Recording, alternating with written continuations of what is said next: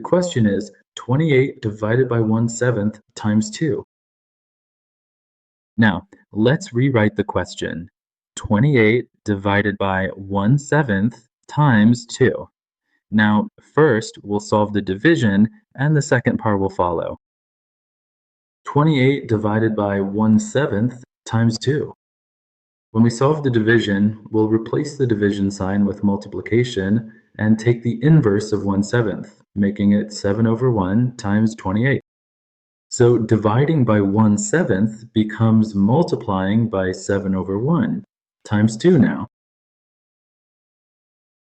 This will become 28 times 7 times 2. So 7 times 2.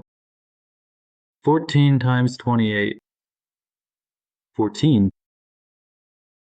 Now, if we leave this then, 190 times 2 equals 2. And this is 39. This is the 392. This is the right answer.